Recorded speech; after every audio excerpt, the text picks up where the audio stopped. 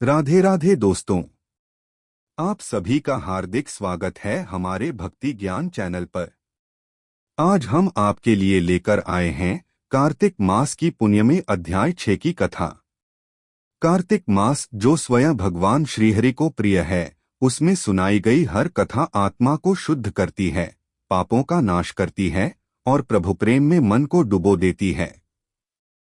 तो आइए हम सब मिलकर इस कथा का श्रवण करें भक्ति और श्रद्धा के साथ। मुख्य कथा कार्तिक मास अध्याय 6 की कथा। अब सुनते हैं कार्तिक माह की छठी कथा, जो एक महान राजा, एक साधु और सच्चे प्रायश्चित की गाथा है।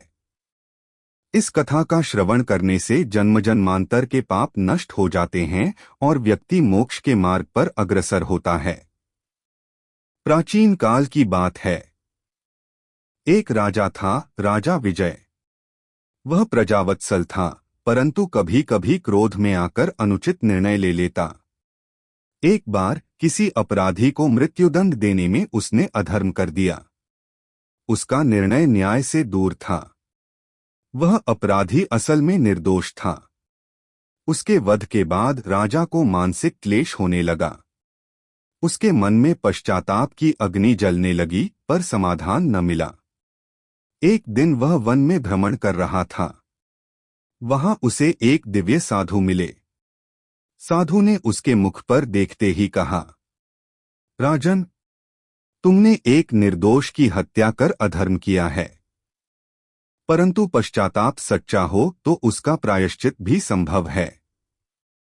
राजा ने हाथ जोड़कर पूछा, गुरुदेव, मैं क्या करूं? साधु बोले, कार्तिक मास में प्रतिदिन भगवान श्रीहरि का पूजन करो, दीपदान करो, तुलसी सेवा करो, कथा श्रवण करो और एक समय अन्न ग्रहण करो। इससे तुम्हारे पाप नष्ट होंगे और आत्मा शुद्ध होगी।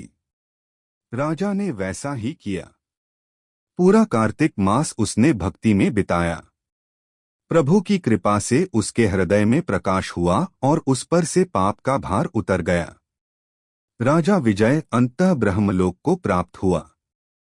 इस कथा से हमें यह शिक्षा मिलती है कि कोई भी पाप इतना बड़ा नहीं होता कि सच्चा पश्चाताप और भक्ति उसे मिटा न सके।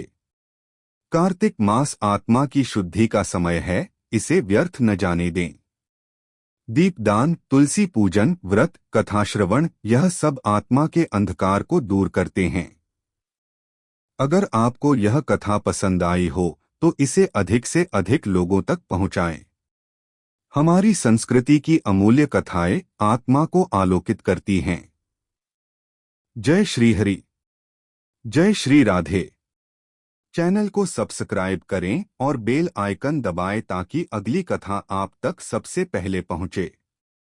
अगले अध्याय में फिर मिलेंगे, अगला दिन अध्याय 7 की कथा के साथ में। तब तक के लिए धन्यवाद। हरे कृष्णा हरे विष्णु। जय तुलसी माता, जय लक्ष्मी माता। कमेंट में अपने विचार अवश्य लिखें।